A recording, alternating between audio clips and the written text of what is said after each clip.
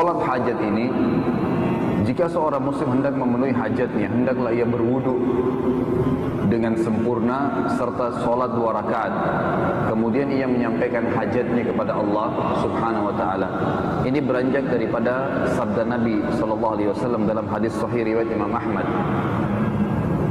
Man tawadda'a fa asbagha al-wudu'a thumma shalla rak'atayn yutimmuhuma a'tahu Allahu ma sa'ala mu'ajjalan aw mu'akhkhara.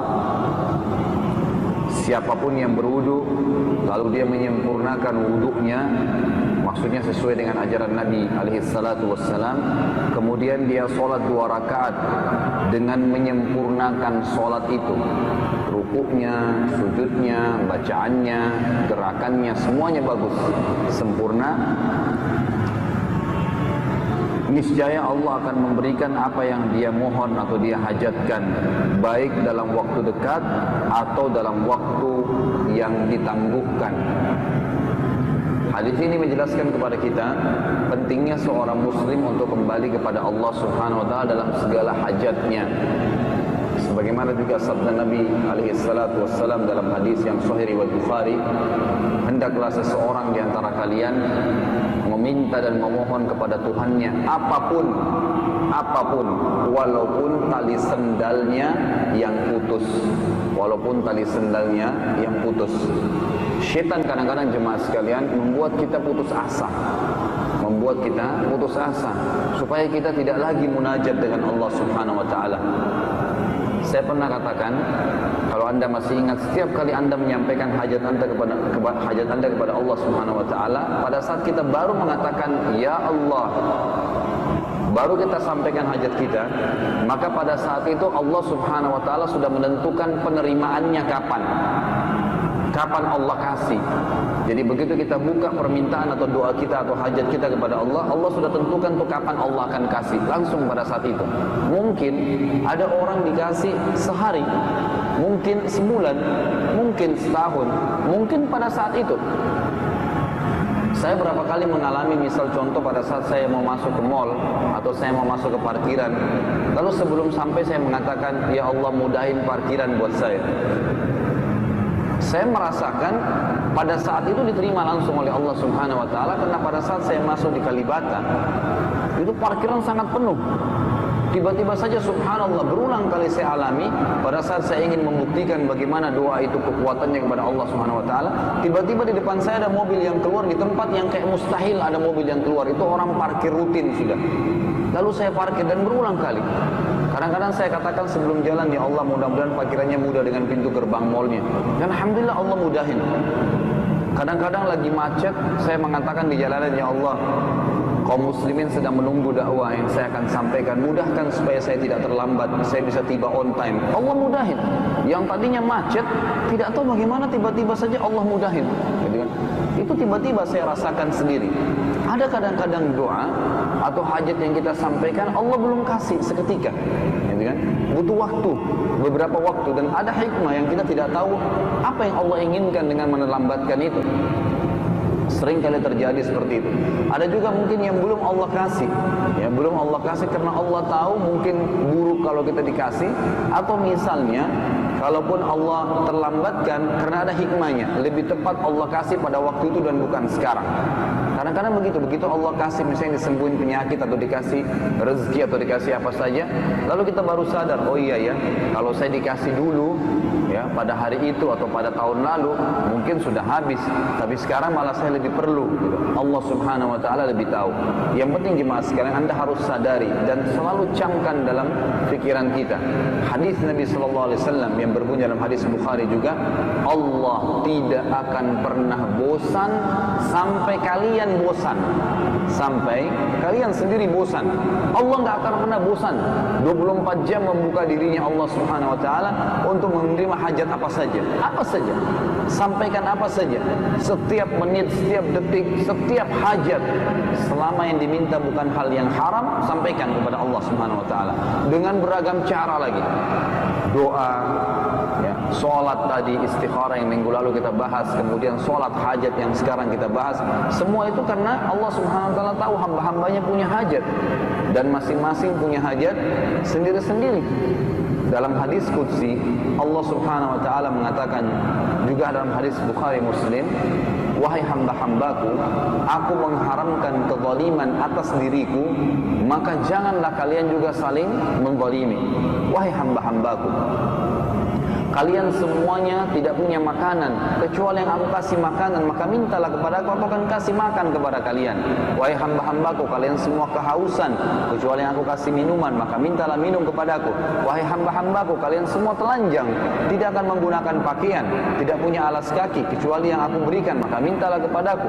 Wahai hamba-hambaku, ketahuilah kalau seandainya kalian semuanya, jin dan manusia, bersatu di sebuah lembah yang sangat luas, kemudian kalian semuanya menyampaikan hajat kalian masing-masing, semua jin, semua manusia, miliaran jumlahnya, semua menyampaikan hajatnya masing-masing, maksimal. Mungkin satu orang minta dunia dan seluruh isinya, Allah akan kasih, semuanya saya akan kasih sesuai dengan permintaannya.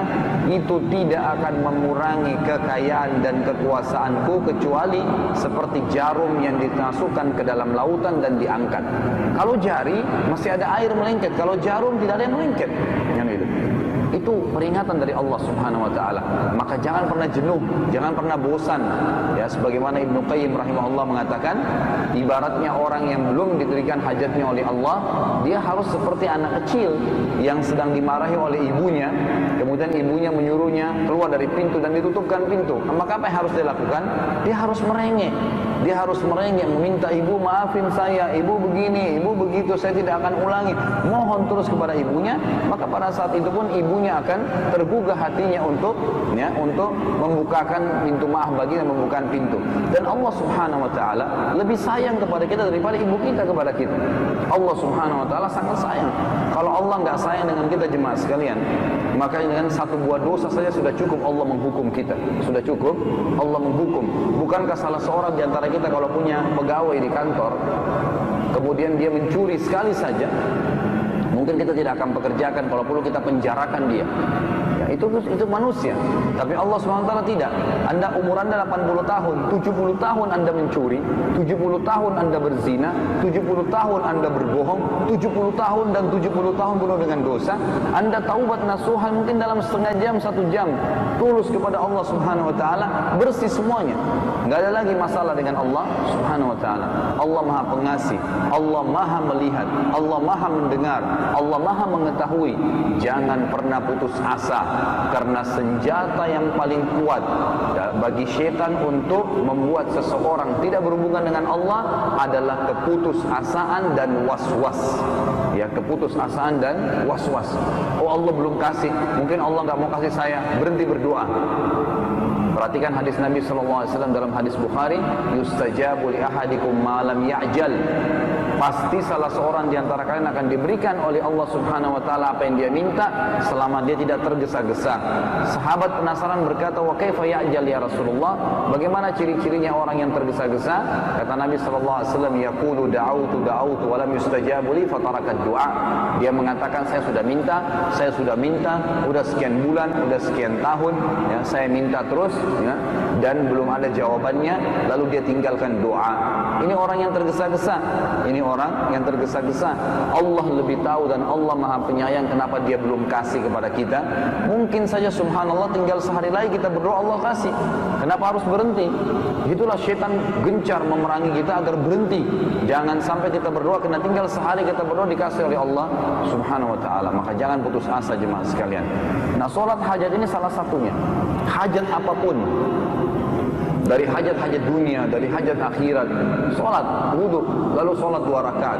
Makanya dalam hadis lain dikatakan Nabi alaihissalatu wassalam, ya, kalau punya hajat beliau langsung lari ke sholat,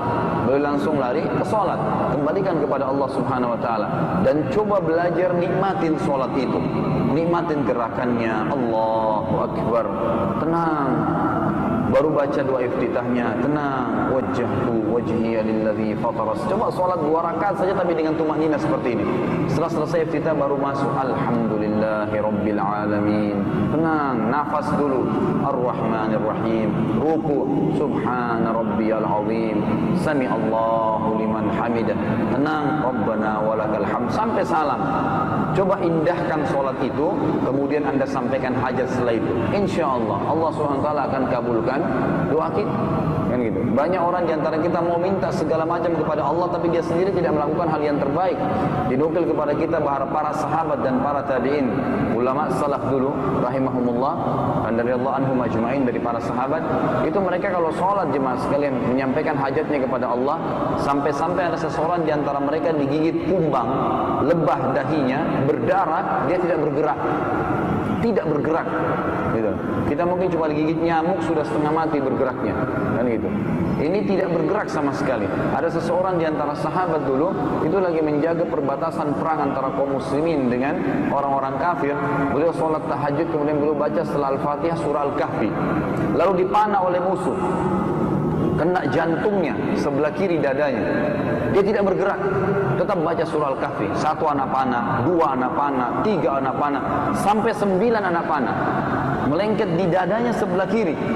Mungkin kalau kita sudah ketakutan, tidak bergerak. Lalu dia mengatakan, demi Allah, kalau seandainya saya tidak khawatir Rasulullah SAW dan kaum muslimin akan diserang oleh musuh-musuh Allah ini, maka aku tidak akan memberhentikan sholatku sampai selesai Al-Kahfi. Maksudnya aku khawatir aku mati gara-gara anak panah ini, lalu muslimin diserang. Maka beliau mempercepat sholatnya setelah itu. Tapi bagaimana mereka berhubungan dengan Allah Subhanahu Wa Taala? Harus menjaga adabnya, tata keramanya, pakaiannya, ya, segalanya, penampilan. Sampai Abu Hanifah rahimahullah itu kalau mau sholat malam selalu pakai baju baru setiap malam, pakai minyak wangi yang terbaik. Ya, kita kadang-kadang mungkin sejadahnya sudah kotor, mungkin sarung kita sudah kotor, mungkin muka kita masih berantakan. Bukankah Nabi SAW menyuruh kita kalau menghadap kepada Allah merapikan rambut, menggunakan pakaian yang bersih? Kenapa kalau kita mau ketemu wali kota atau gubernur, pakaian yang selalu rapi, bersih, ya, selalu berpenampilan yang baik? Kalau mau ketemu dengan partner bisnis, ini ketemu dengan Rabbul Alamin, maka harus menjaga adab-adabnya.